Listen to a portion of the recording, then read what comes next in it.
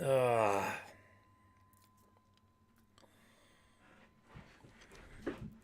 what's up, everybody out there in the internet world?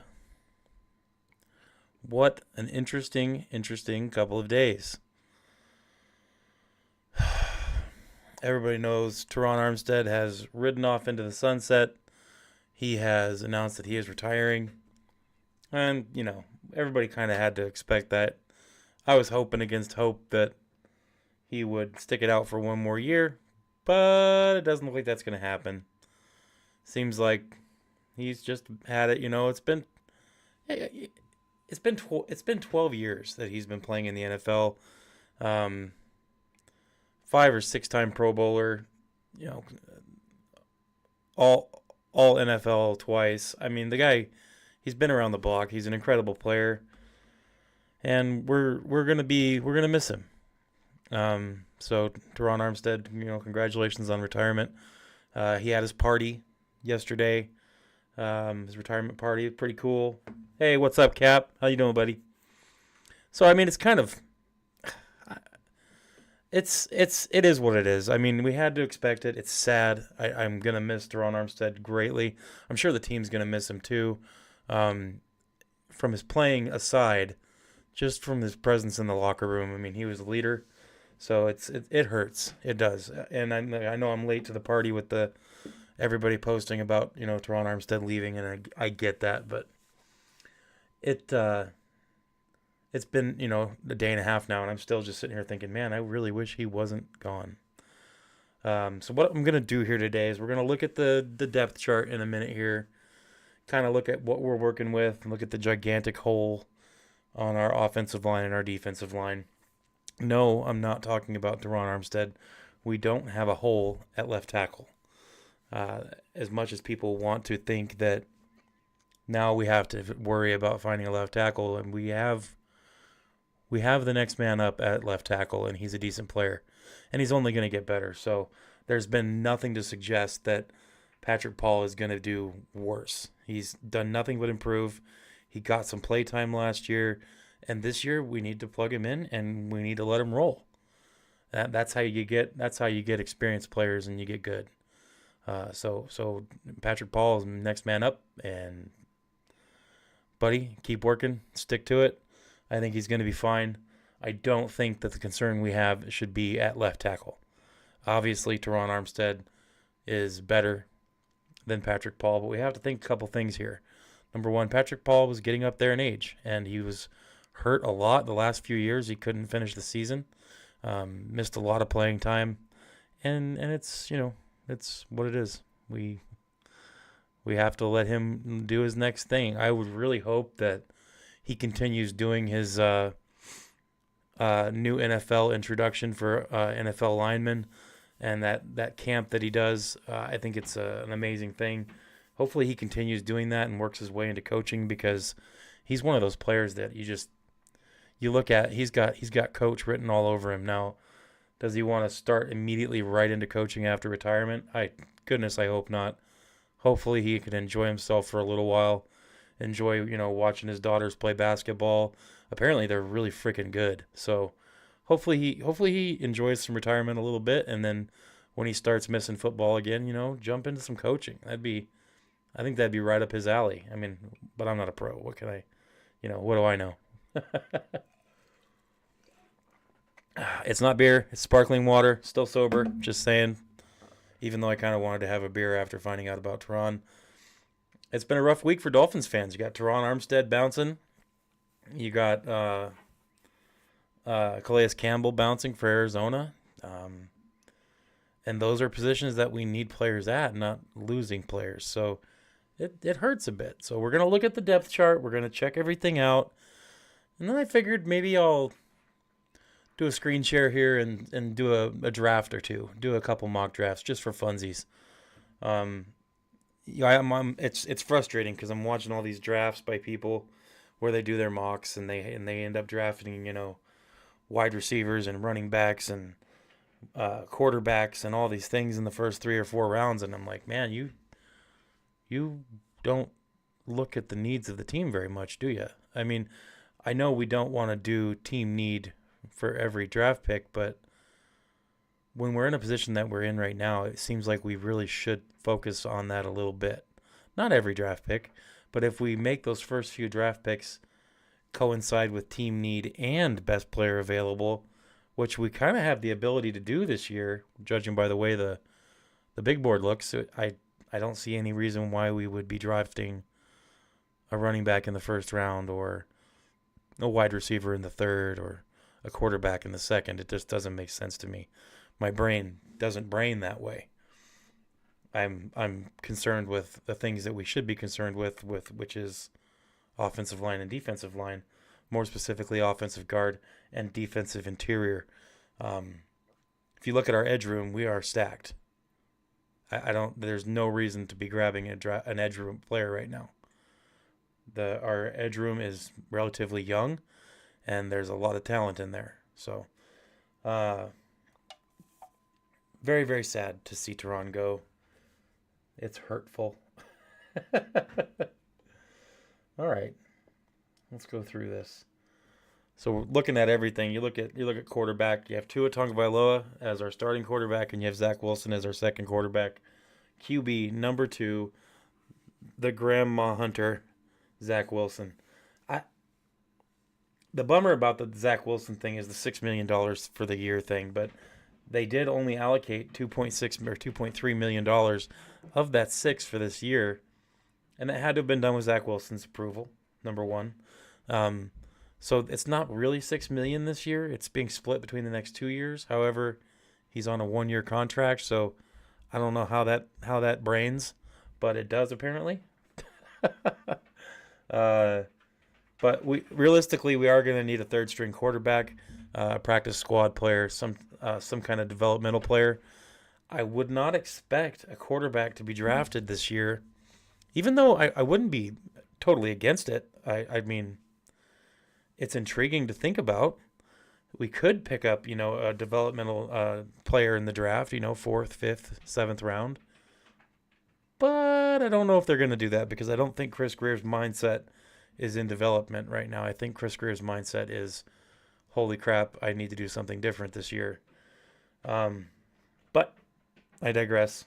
I would not expect us to pick a quarterback up in the first few rounds of the draft. Definitely not. I would be okay with maybe a 4th, a 5th, a 7th, some draft pick in there. Picking up a quarterback, I'd be okay with. I can't get behind wasting our first 4 rounds, 5 rounds of draft picks really on a quarterback. We have so many things that we need, and unless it lines up perfectly, I wouldn't really support that. But once again, I'm just a content creator. I am not any way involved with the Miami Dolphins, so they do what they want to do. So look for a third string quarterback to be brought in. Hopefully somebody young, a developmental piece, not just a veteran player. I really, as much as I like him personally, I don't think Snoop Huntley is going to be the kind of way to go for our third string quarterback, but that is an option for Miami to throw him in there as our second, but who knows. Looking down at running back, this room it's a little light. I would expect us to maybe add 1 or 2 more running backs at some point, but it really depends on where we're at. And this is another one of those positions where if the draft goes just right for us and we could draft one, in the last bit of the draft, I'd be okay with that, but I'm not okay with using a draft pick on our first few. Just not okay with that. Let's see. So we have Devon Achane as our RB1, Jalen Wright right there with him, and then Alexander Madison, who is going to end up being our short yardage goal line type situation running back. And I'm actually very, very encouraged by that. I don't think that's going to be a bad thing. Like I said, Alexander Madison is not your home run hitter. He's not going to be busting, 20, 30, 40-yard runs. He's not that kind of player. He's a bruiser, and he will punch somebody in the face to get 2 yards. That's what he is, and that's what we should really hope for. shouldn't really want anything more than that out of a goal line situation running back. So that's the 3 running backs we have. I would expect maybe 1 more to make the team, probably 2 more to be picked up during the preseason. But relatively, we are set with our top 3 running backs. I don't see that changing anytime soon. Devon Achane, Jalen Wright, and Alexander Madison. Jalen Wright does have that ability to be a little more bruising. He's more of a one-cut back, not like Devon Achane with his elusiveness and speed change capability. Jalen Wright doesn't have that. He's more of a one-speed, one-cut type running back, which is good when you're running in between the tackles. But what do you need to be able to run in between the tackles? You need linemen. You need good guards with a good first step. And if we don't have that, we're not going to be running in between the tackles. We took care of one. I really like that move for James Daniels. So if we just pick up a different guard, because right now on the depth chart, you're going to see who our other guard is according to our depth chart, and you're not going to like it. So we'll keep moving on down, and we'll get to that in a minute. This room, our wide receiver room, I am convinced that this is good. Zonka, what's up, buddy? Guards, yes, absolutely. We're looking at the depth chart in case you guys just joined. Depth chart we're looking at right now for the Miami Dolphins. We're at wide receiver. This room is good. I don't know how else to say this. There's people that still think we need another wide receiver. We don't need a wide receiver. Our wide receiver room is stacked. And adding Nick Westbrook was what really did it for us. We have Tyreek Hill, Jalen Waddle, Nick Westbrook-Akine, Malik Washington, D. Eskridge, Eric Ezekama, Taj Washington, and Tariq Black. Tariq Black, he's going to be a practice guy. He's probably not going to have much time to play. He's probably not even going to suit for most of the games, so I wouldn't expect anything there. Taj Washington, okay, as I'm going through this, I'm going to mention a few players in different positions that have a real chance at stepping up and doing something special. That first player that I'm mentioning here is Taj Washington. He has the ability to be something special in the NFL. He has that mentality that we've been wanting from players on our team. He's a smaller player, but he can block. He doesn't mind doing those kind of things, the auxiliary things that a wide receiver is expected to do beyond catching the ball. So these things, he's got that ability.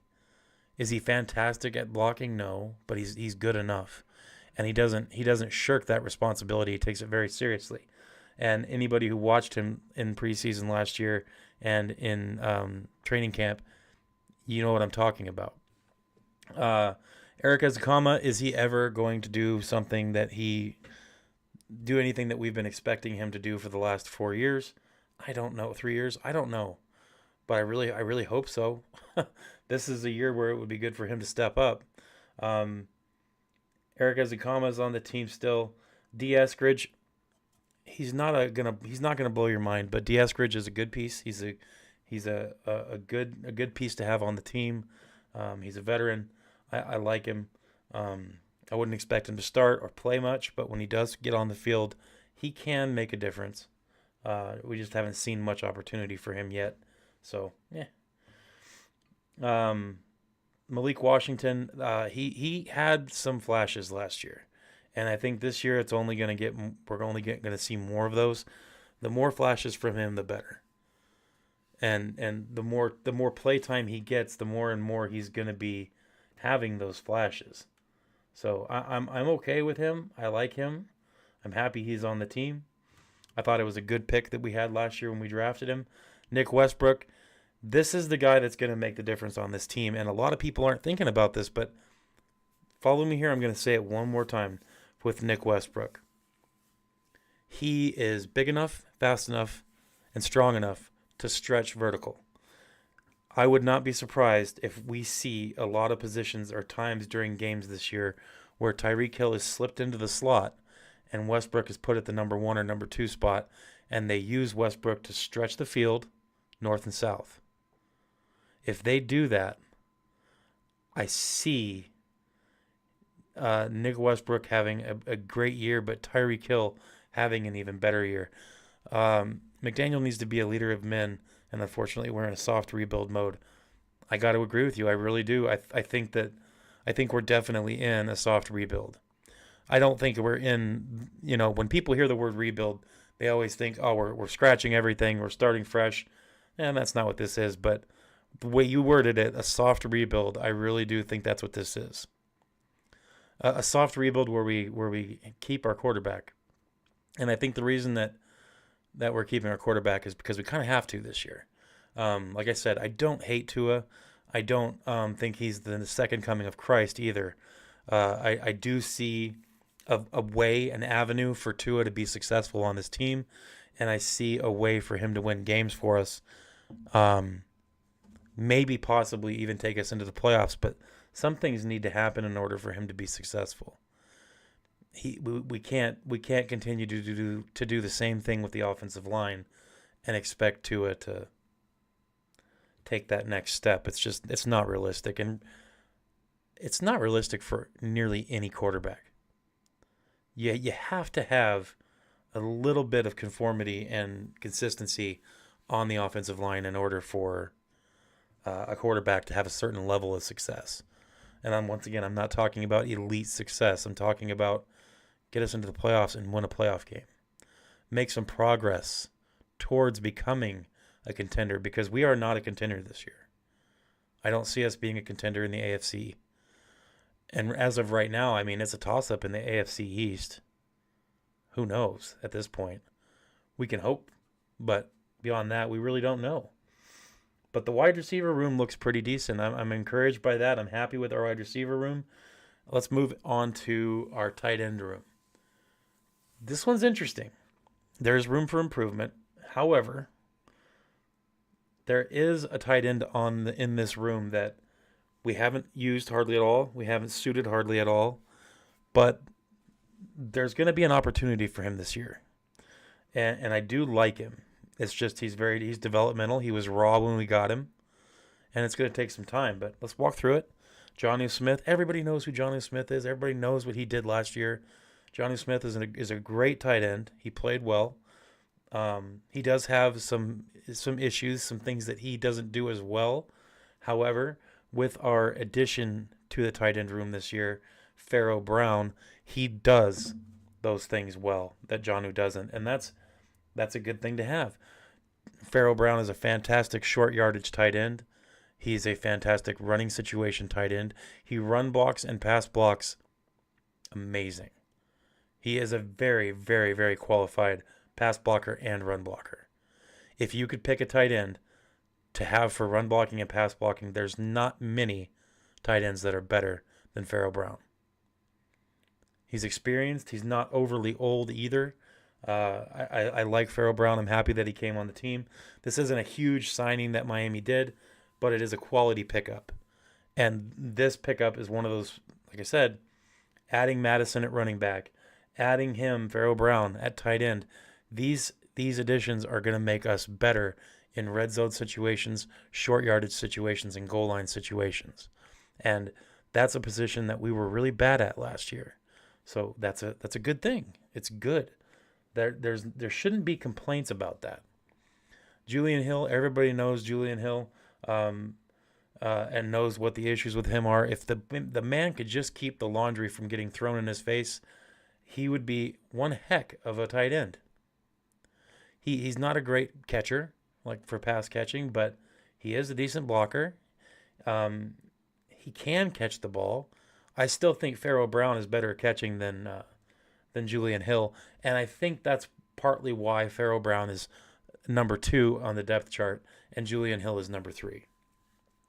Julian Hill tries to do too much, and when he does that, he ends up getting flagged for penalties or dropping the football. So, or fumbling it. It hurts sometimes to relive some of those games last year. So Julian Hill is our 3rd tight end. Our 4th tight end is Tanner Conner. I really don't know what this man's deal is. Does anybody know what's up with Tanner Conner? He has the tools. He has the ability. But when he's given his chances, he just doesn't step up. So they've got him listed at the number 4 spot for tight ends. And right now, honestly, I would put Hayden Rucci, which is our 5th tight end. I would put Hayden Rucci above Tanner Connor. I like Hayden Rucci. He's very, very raw and has a lot to learn, but I like his intangibles and I like his attitude. I want to see him play more, which is he's one of the players that I cannot wait to watch in preseason and in training camp. Everybody has those few players that doesn't play a lot, usually as a practice squad type player, but we like to watch, and he's one of those for me. Tanner Connor is the Ethan Bonner of tight ends. We'll get to that because I have some things to say about Ethan Bonner. But yeah, Hayden Rucci is one of those ones where if he has himself a good offseason and a good preseason and a good camp, I could see him earning himself a spot on the team. So hopefully I would like to see him improve. If he does improve, I guarantee you he's going to be on the team. That's for sure. Not just on the team, but suiting and playing a little bit here and there. I'd like to see him work himself into a position. So, like I said, tight end room, not looking too bad. And if you notice, these offensive skill positions, we're not looking bad. We're sitting kind of pretty at those places. The main issue, we all know what the issue is, and we're getting to it. Let's talk offensive line. Oh my goodness. So the way this works is we'll just start left and go all the way to right. At left tackle, you have Patrick Paul. Terron Armstead obviously retiring. Left tackle, Patrick Paul. Left guard, Liam Eichenberg is number 1 in the depth chart right now. I don't know if I agree with that, but he has the most playing experience out of all the other players in the room at that position. So right now, Liam Eichenberg is our left guard. Aaron Brewer is our center. Yes, I said Aaron. He doesn't pronounce his name Aaron. So Aaron Brewer. I'm trying to honor these players with the way you pronounce their names. It's going to get difficult, especially after the draft and some of the players that I think we're going to end up picking. But so Aaron Brewer is our center. Right guard, James Daniels. Right tackle, Austin Jackson. So before I talk about the backups, Austin Jackson, if he can stay healthy, I think he'll be serviceable. Is he the answer at tackle for the Dolphins at right tackle? Nah, I don't know. I think there's room for improvement there, but he is a definite improvement over any other right tackle we have. And if Austin Jackson can, like I said, last year when you watched Austin Jackson when he was in, and then you watched the offensive line when he was out, big difference, especially in the run game. So Austin Jackson, I would love to see healthy all year, and basically it's one of those situations where if nobody's talking about him, he's doing his job. That's what I'd like to see. So Austin Jackson, James Daniels, Aaron Brewer, Liam Eichenberg, Patrick Paul. See, I'm still doing it. What is wrong with me? So Patrick Paul, it's his time. He's a second-round draft pick. He played off and on last year, did some good things for us, had a couple whoopsies, but this is where he needs to step it up. He's got a little bit of experience under his belt in his first year. His second year, he's going to be starting. It's an ideal situation for a tackle, for a rookie tackle, to play a little bit underneath somebody who can teach you a lot of things, and then the next year you're on your own. I think he's going to be okay. I do. Is he going to be Terron Armstead? Probably not. But can he stay healthy all year? I think he can. Patrick Paul is going to be left guard. Liam Eichenberg, I really hope we find something there. Hey, what up, Abel? How you doing, buddy? Yeah, this Liam Eichenberg thing, this is the problem right now. He's number 1 on the depth chart at left guard. Cannot have this. This needs to change. And in my last live stream, I laid it out perfectly clear exactly what needs to happen to make this better. Just a few $1 million, pick up 2 guards, and then we never have to see Liam Eichenberg play guard. You can keep him on the team as an 8 or 9 offensive lineman and have him fill in for other players when they need a break. But dang, man, we shouldn't be playing these games with guard. We should not be playing left guard with Liam Eichenberg. That should not be. So now I'm going to get into some things here where we could change that. There are some players that could fill in nicely for us this year. I don't know if they're going to, but I'm going to list a couple players, and I'm going to talk about one player that I'm looking at that's on the bottom of the list that I feel like he could make some steps this year and do a little better and work himself into a better playing position. Yeah, minus 1,000, dude. Yeah. So I talked about the starters. Look at these. Let's look at these and talk about them. We got Larry Borum. I don't think he's a starter in this league. I do think he can be a depth piece. He can be a help. But you got to be situational with Larry Borum. He's not really the best pass blocker. He can get out and lay down a block for a run play. So it just depends on where you plug him in. Keon Smith, we started with him. We're kind of waiting on him to make a couple steps to grow. We'll see if it actually happens this year. Andrew Meyer, I think he could be. He's a decent backup. He's technically a center, but I think he could play guard as well. And at this point, I would almost plug him into our left guard position over Liam Eichenberg. That's just me. I know he's mostly a center, but I think Andrew Meyer could play guard by his size and his abilities, and I think that he would be better than Liam Eichenberg. Or at least has better potential. Jackson Carman's still on the team. We all know him from last year. I think it was the Houston game where he played and did a horrible job. But once again, they plugged him in at tackle with almost no experience, and I think that he's a better guard anyway. So Jackson Carman's still on the team.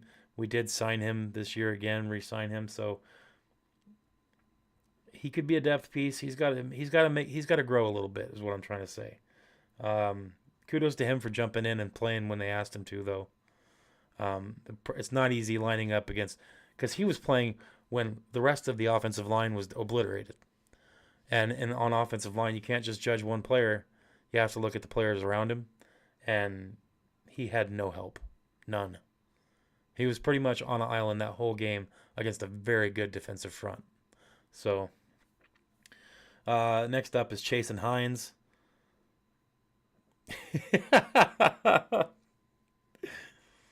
Oh, man. Andrew Meyer's not as bad as some people think he is. I know he's not a great player, and I know he's not, starting caliber, but I would still almost rather give him a chance at guard than Liam Eichenberg. Chasen Hines is still on the team. Ryan Hayes, Braden Daniels, and Bayron Matos. Bayron Matos is the one that I can't wait to watch a little bit this year in the offseason. He intrigues me. His strength intrigues me. I think his main issue is mental. So if he can get a little smarter. No, UTEP's not a junior college. At least I don't think it is. But Bayron Matos is the one that I want to see him improve. I want to see him get better, because I feel like he's one of those players that can make a difference on this team. He just needs to grow a little more. We have a lot of raw players on the offensive line right now, and I'm not talking about Liam Eichenberg. I'm talking about the ones that actually have a little bit of potential, but they're just really raw. Which is why we need a couple of veteran guards. Will Hernandez. I'm just saying. We are horrible at football. Bad. Oh, man. So the offensive line it's going to be okay. The main thing the offensive line needs is 2 guards. Yeah, I said 2 guards. I know we have Daniels, but we need 2 more guards. And I really think that Dalton Risner and Will Hernandez are the best bets. And they're both free agents, and they're still available, and they are cheap. Okay, so Will Hernandez was interviewed in Arizona on a newspaper or for a newspaper and a podcast, and Will Hernandez said that he would love to come to Miami. And one of our Sun Sentinel reporters mentioned that he called the free agents a bunch of free agents on the list, including Dalton Risner, and he said Dalton Risner said he would love to come to Miami too, but no one has called him. Unreal. Dalton Risner, Will Hernandez have not been contacted by the Miami Dolphins, and they would both be massive improvements at guard over Liam Eichenberg. They're both very, very inexpensive altogether. We could pick them both up for $7 or $8 million together. $8 million, two starting caliber guards, both of them under 30 years old. I mean, you can't ask for much more than that. Oh. Yeah, Nick Needham is from UTEP. Holy crap, I forgot about that. I was I was making friends on Twitter, on X, a couple weeks ago, making posts. I told Nick Needham on X that I was gonna start making a campaign for him. So I was sharing his videos of him working out, saying, "I'm here waiting."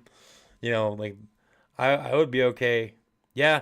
Well, like I said, we're at $21 million, and we have to set aside $4.5 million for our assuming we signed every player we draft. We got to set aside $4 or $5 million, but we could afford $7 or $8 million total for combined to get two guards. I think we totally could pull that off.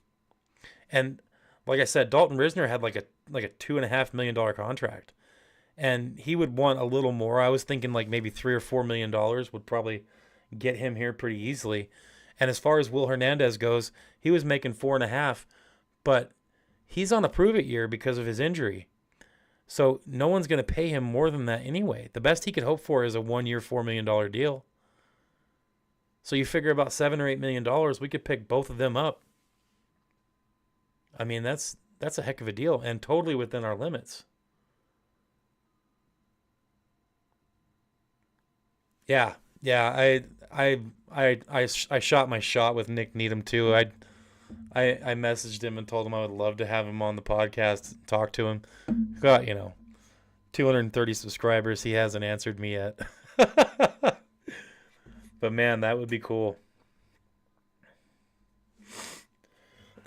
The big hole that we have on our line or on our team, everybody knows it. It's defensive line. I mean, we're hurting. Listen to this. Listen to this defensive line. All right. We have Zach Sealer, Neil Farrell, and what's his name? Oh, come on. I'm drawing a blank. This is ridiculous. I got dolphin brain. What's his name, guys? Our other nose tackle.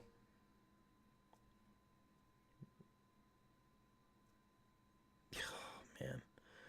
We have Neil Farrell, Matt Dickerson, Zach Sealer, and I'm drawing a total blank. Gosh darn it, I hate it when I do this. On the tip of my tongue. The point is we need a lot of defensive tackles. We need 2 at minimum. 2 contributors. Maybe not necessarily starters. We do need one that can start.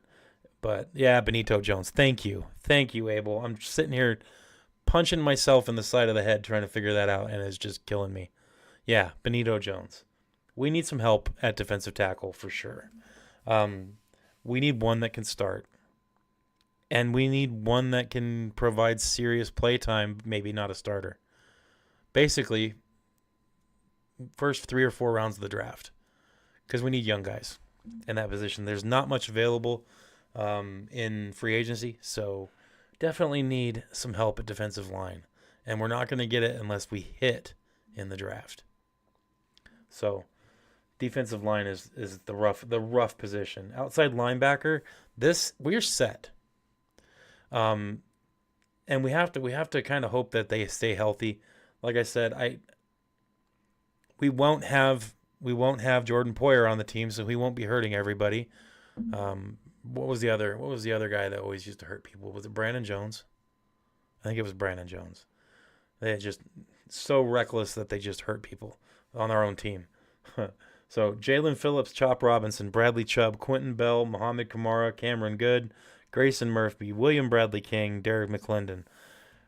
Grayson Murphy, William Bradley King, and Derek McClendon. Those are practice bodies. Squid team. They're not going to play. But Cameron Good, Mo Kamara, Quentin Bell, those three players, those are our depth pieces, and those guys need to have themselves a year. Is this the year that Mo Kamara actually steps up and takes those steps to become more than a depth piece? First of all, he got hurt last year. Needs to stay healthy in order to grow properly. But, man, it would be nice if he actually took that next step. Quentin Bell, I'm happy to have him back on the team. Bradley Chubb, Chop Robinson, and Jalen Phillips, those are our rotational starters. You could plug those three players in any side, any position, any technique, and they're gonna rock it. If they stay healthy, we have probably one of the best edge rooms in the NFL.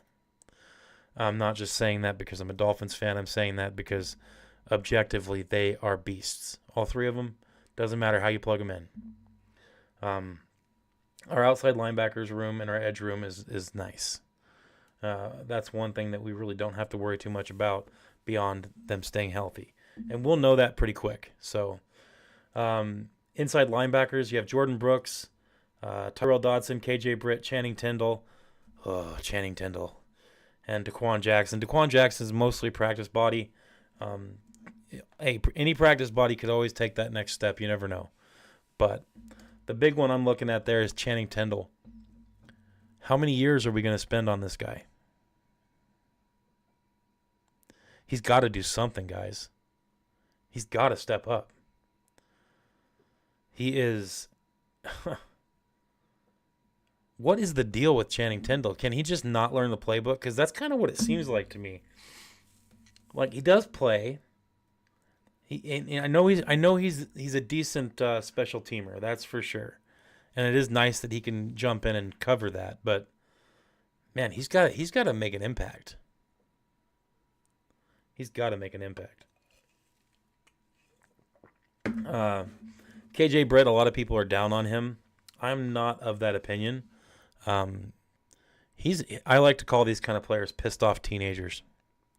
He's got that kind of mentality. Just like a bull. He just sees red and he goes after it. Like he's that kind of guy.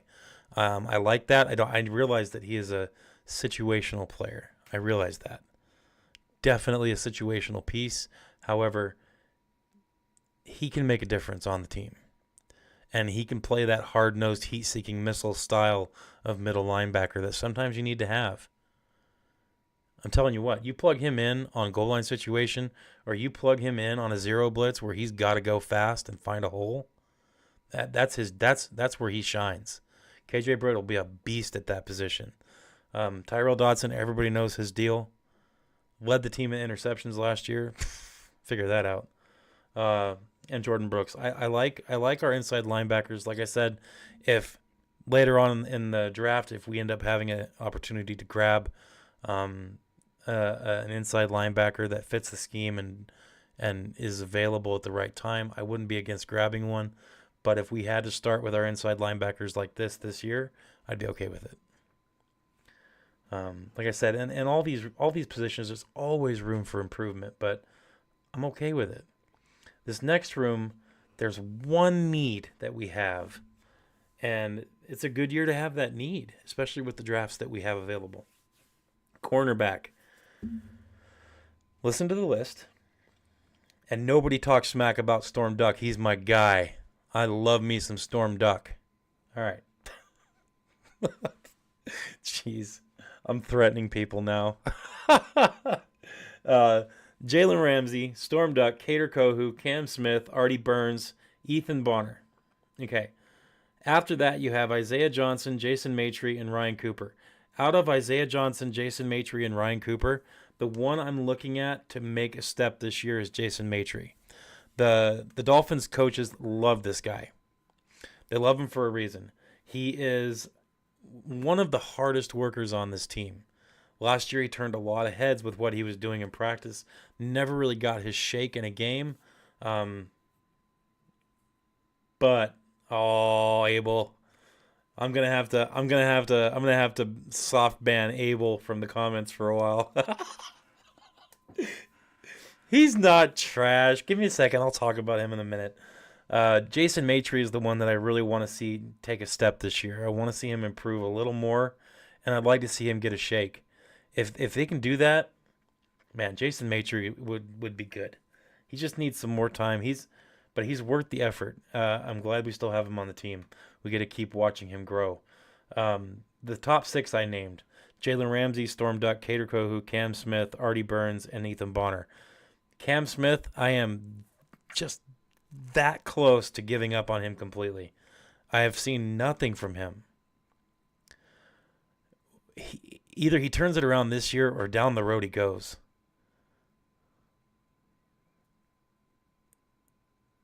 I can't do.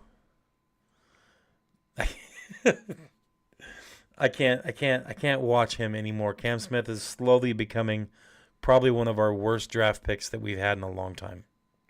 I'm so disappointed with what he's done. Cater Kohu, I'm happy we have Cater Kohu back.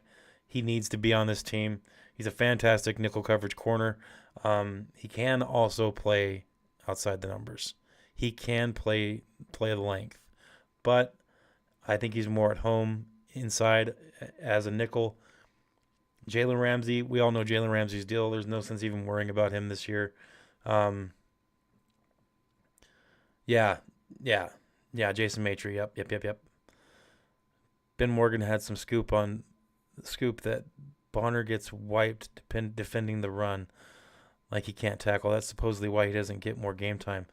But here's the thing about that, Zonka. Like, I mean, you guys saw it too. When you guys watched that game, the the Ice Bowl, when we were playing at Kansas City in the playoffs a couple years ago, he got solid playtime. Ethan Bonner did, and he was wrecking it. Like, he was playing very well. Like, to the point where I was watching Ethan Bonner, and I was like, man, this guy's good. Like, he was playing great. So I'm not sure. And I specifically remember watching a few run plays even where he was out there and he was behind the line of scrimmage making tackles. So I don't know. I mean, there's got to be a reason. I'm not doubting that Ben Morgan said that. It makes me wonder. It makes me wonder, like, just if it's a run scheme type of issue with him, then there should still be a place for him on the team. Because you can situationally rotate, especially at cornerback. You can situationally place your cornerbacks, depending on the situation. I don't see any reason why he wouldn't be getting play time. I do too. I do like Bonner. And see, a lot of people like to lump Ethan Bonner and Cam Smith in the same pile, and I can't do that. I cannot put Ethan Bonner with Cam Smith. If I had to choose between the two, get rid of one right now, dump one, keep one, I would dump Cam Smith for sure. Dump Cam Smith, keep Ethan Bonner. But yeah, maybe something will happen this year. Maybe we'll get to see him play a little more. And if he does play in preseason, I'd like to see him play against in the beginning of games when some of the teams have their starters out there. I guess I just kind of want to see a little more from him. Because when I have seen him play, he's played pretty well. So I'm wondering if there's just something I'm missing. Yeah, exactly. That's what I just said. Yeah, I just want to see more. I want to see more from him. Artie Burns, we kind of know what we're getting there. Former first round pick. Should we be expecting, constant play from him? I don't think so. But I think he's a nice addition, a good depth piece, a good rotational player, and I think he'll be good. He'll be at home here. I think he'll do fine. The only other one that I really wanted to talk about was Storm Duck. This situation here with Storm Duck. The guy was an undrafted free agent, came from nowhere, BFE, and played well enough to earn himself a spot on the team. And not only that, but get himself into games ahead of Cam Smith, ahead of Ethan Bonner. And these guys have been on the team for a while. They had Storm Duck filling in, playing full games. And it seemed like it was one of those situations like I talked about earlier where no one talked about him. So that told me that he was doing a decent enough job. And then sure enough, I got a hold of a couple of all 22-foot films of him during a couple games that he played a lot in. And he played relatively serviceably. Had a couple boo-boos, definitely. Had a couple screw-ups here and there, but played well. I was encouraged. I liked what I saw from him. Is he, on the level of Jalen Ramsey, maybe even Kader Kohu? I don't think so. But he's definitely worth keeping on the team and definitely worth being in the top 3 or 4 cornerbacks on this team right now. If we add one in the draft and it's a good one, I think maybe he'll drop one position, but Storm Duck he's a hard worker. He doesn't quit. He sets a perfect example attitude-wise. Everybody on the team likes him. He's got the coolest name ever. Like, what's not to like about this guy? Tons of potential. And the thing about with Storm Duck is every time you see him on the field, he gets better. There's no regression on him. So knowing that, we should be really, really, really interested in Storm Duck. I'm so interested, I ordered his jersey. So, and no, it's not going up on the wall yet because it's going to be one of the jerseys that I wear this year during games. Usually what I'll do is I'll buy a jersey every year. I'll wear it during the season, and then I'll retire it. Not all my jerseys are up here. But last year's jersey was Jalen Waddle. That was the one that I wore all year last year. And that's probably why he didn't hardly do anything last year.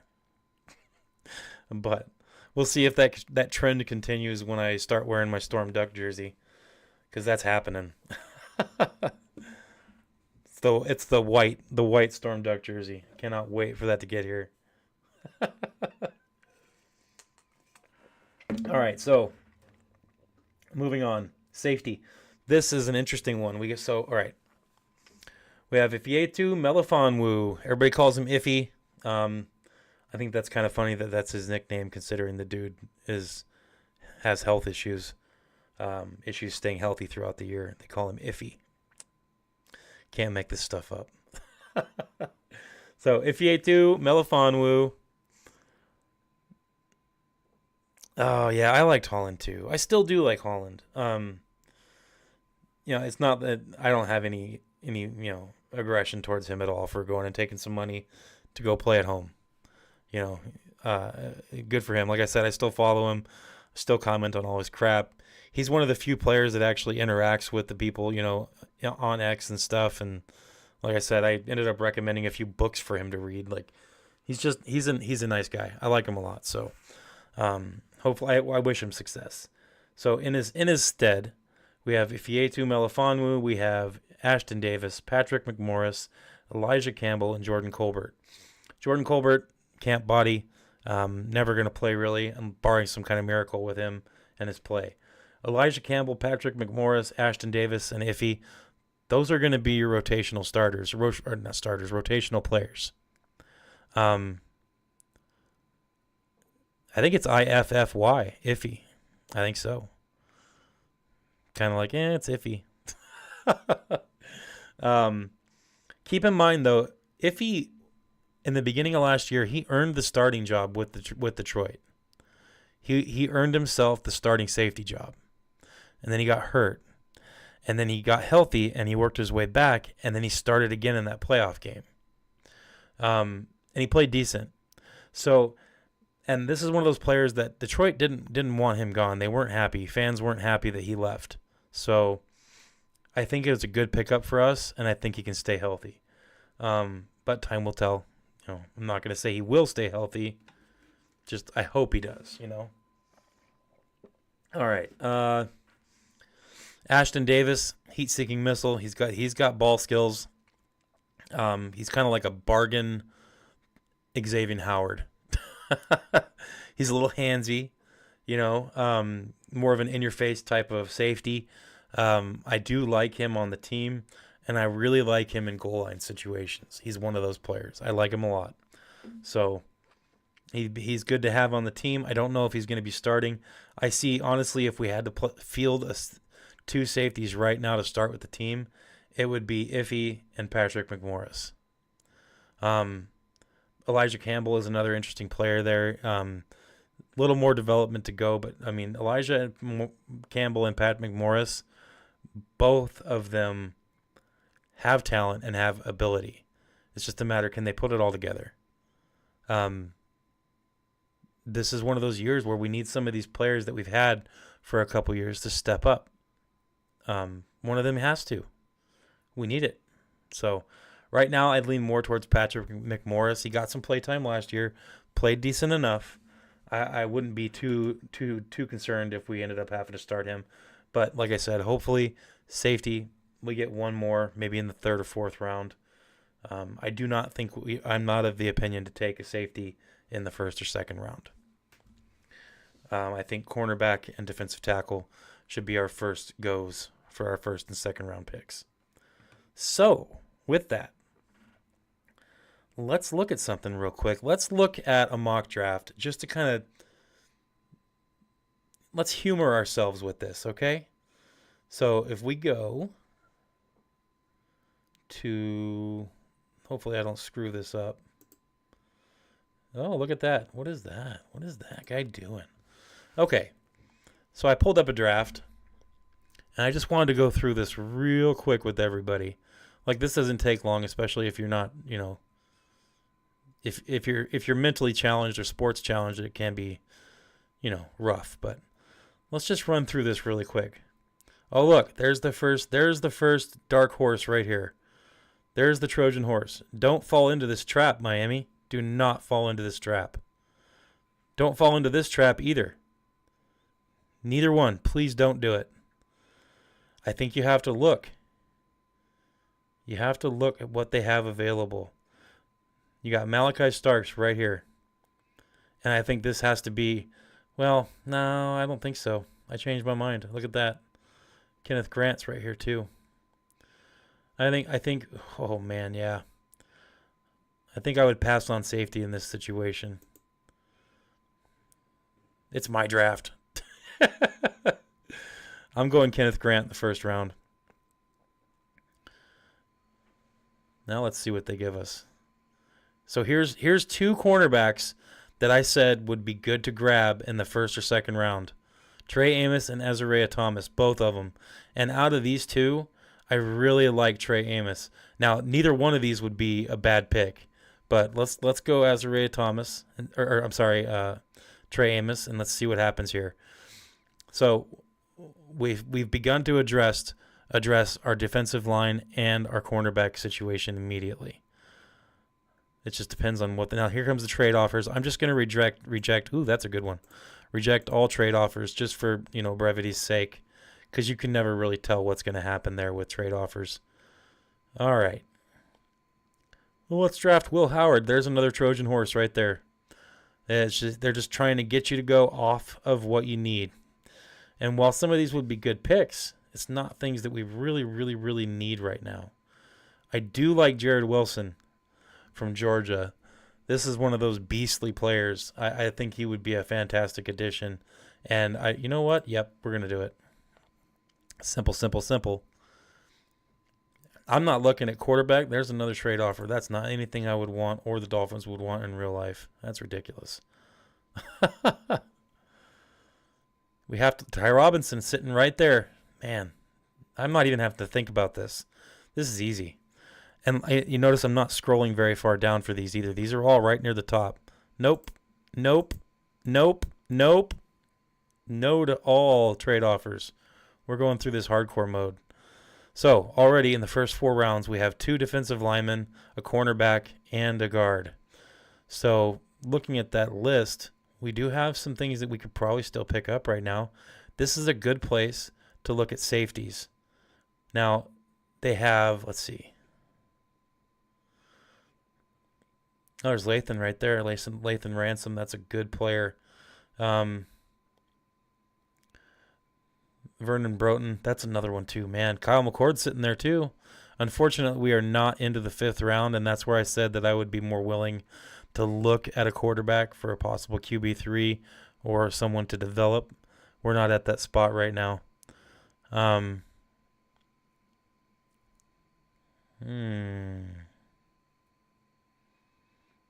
Billy Bowman. I almost like Billy Bowman more than I like Lathan Ransom. Oh, maybe I'm just dumb there. We'll go Lathan Ransom at safety. Reject all trade offers. Oh, one of those wasn't that bad, though. A 5th and a 6th. All right. We're into the 5th round now. 5th round. We've done a lot of damage here. We've gotten an inside lineman, Jared Wilson. We've grabbed a couple defensive linemen. One of those definitely will contribute immediately. And Ty Robinson could actually contribute too, barring some kind of massive failure. Trey Amos, definite contributor immediately. Like I said, these guys, this isn't bad. And no, Trey Amos is not a Cam Smith. Cam Smith had some issues coming out of the draft. And it just ended up being exactly what people were saying, his mindset, attitude, playbook ability, things like that. His physical intangibles were there, but his mental ones were not. Trey Amos is not that guy. So I do like this so far. I do feel like we need to start looking a little bit towards, oh man. This is working out too well. I'm worried. So, Caleb Rogers from Texas Tech. I think that's a good pick. 2 inside offensive linemen, 2 defensive linemen, 1 cornerback, 1 safety. We've already addressed the needs that we have on the team. Now we're in our 2nd pick in the 5th round. This is where we can start looking at a couple fun things. This is where you could start looking. Oh, yeah, man. So there's a couple here that I was looking at. Number 1, yeah, man, there's a lot here. Noel Williams, David Walker, the edge rusher from Central Arkansas. I didn't get to watch much of this, but I've seen a lot of his highlights, and this kid can play. It's just a matter of can he make it to that next level. I'm not sure. Dylan Gabriel's there at quarterback. That could be a very, very likely. You know what I should do?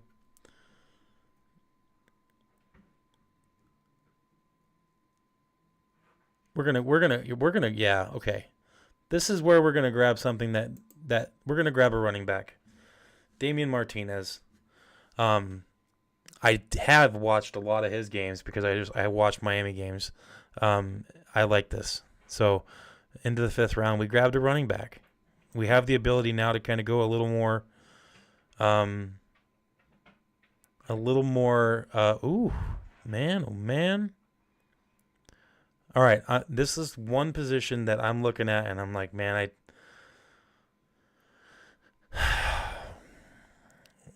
Tyler Batty or Joshua Gray would be good picks here. I'm gonna go Josh Gray, just because of our inside offensive lineman situation, and I do not want Liam Eichenberg ever to play for us again. And ooh, let's grab Riley Leonard, quarterback out of Notre Dame. Solid 7th round pick. And just because, let's get Aronde Gadsden to sum it all up. All right, so there's a complete draft. Kenneth Grant, defensive lineman out of Michigan. Trey Amos, cornerback out of Mississippi. Jared Wilson, inside lineman out of Georgia. Ty Robinson, defensive lineman, Nebraska. Lathan Ransom, safety out of Ohio State. Caleb Rogers, inside lineman out of Texas Tech. Damian Martinez, a running back from Miami. Joshua Gray, lineman out of Oregon State. Riley Leonard, quarterback from Notre Dame. And Aronde Gadsden II out of Syracuse. So a tight end. Now we went, if you notice, those last 6 picks, we went way closer to just BPA, a little bit more freedom, because in the beginning we picked some contributors right off the bat. Kenneth Grant, Trey Amos, Jared Wilson, Ty Robinson, and Lathan Ransom. We need those players. It can't be anything really different than this. A couple D linemen, a cornerback, a safety, and a guard. You have to have those in those first 5 picks. You have to. But after doing that, you have the ability to do something different. We need more dogs from UTEP. You guys are freaking killing me, dude. Oh, man. I think, it's not ideal, the situation we're in, but it's not the worst thing in the world either, guys.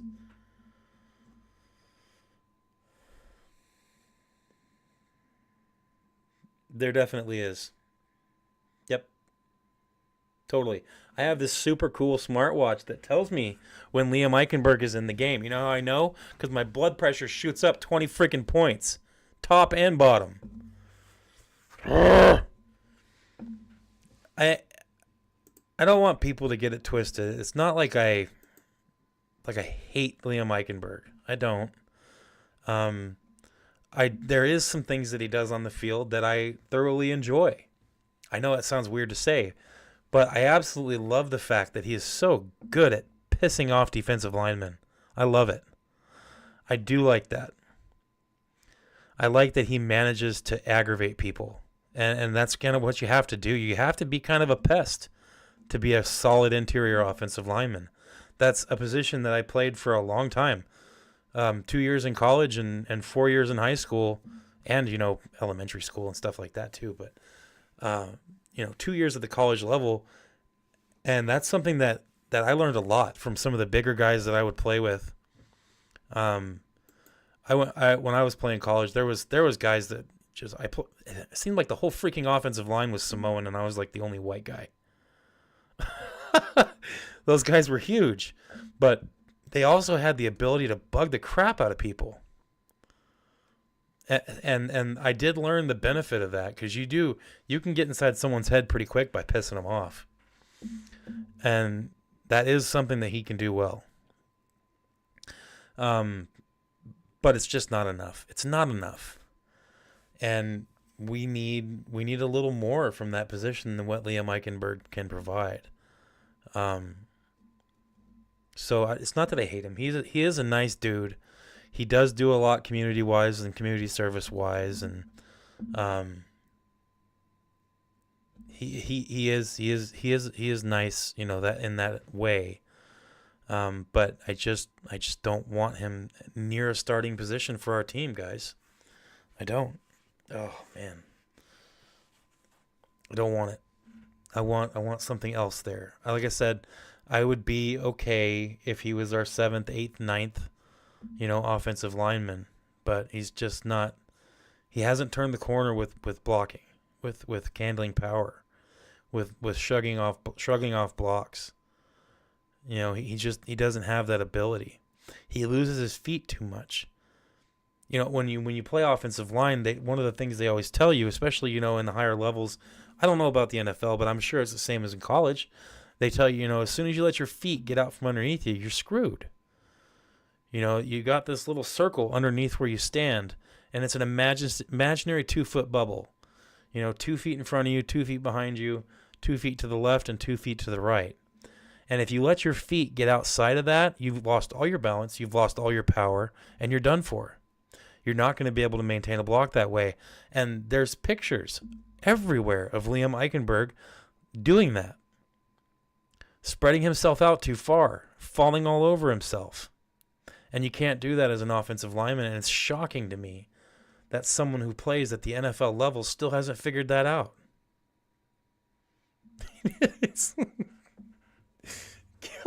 Get out of here, man. You're killing me. Yeah, that's it. It's shocking that some of the basic things that they teach high school and college players seems to be just gone by the wayside with him. So I want to see something different there. I really do.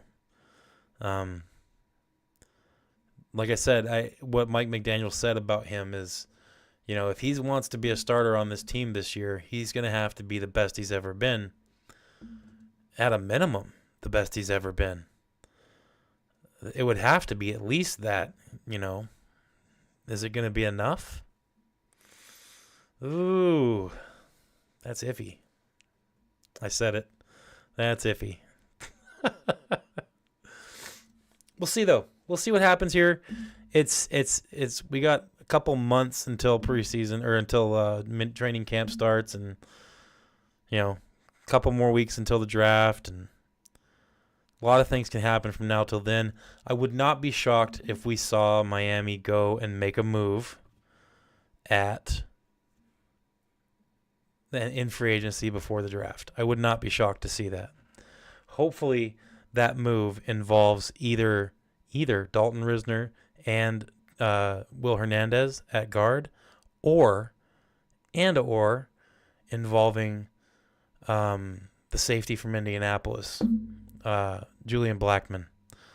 That kid is a fantastic scheme fit for this team. Anybody who says that he's not a scheme fit for Miami needs to go watch more film, because it doesn't take much to realize that guy plays exactly how we need a safety to play. I would love to have Julian Blackmon.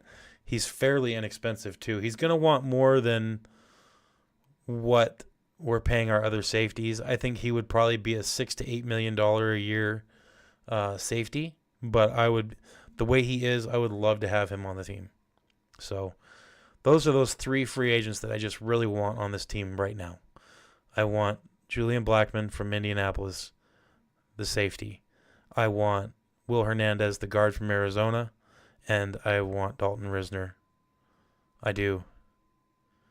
If we could just get two out of those three players, man, I would feel so much better about the draft. But even if we don't have those players, if we go in and do the draft like I just kind of did, where we cover those needs, defensive tackle, safety, cornerback, and interior offensive line in the first 4 or 5 picks, if we do that, we're going to free ourselves up at the end of that draft for the last 5 or 6 to be able to kind of go a little bit more BPA. And that's all assuming no trades are offered. If we get a chance to trade down, that's really the way to go. So I guess we'll see what happens.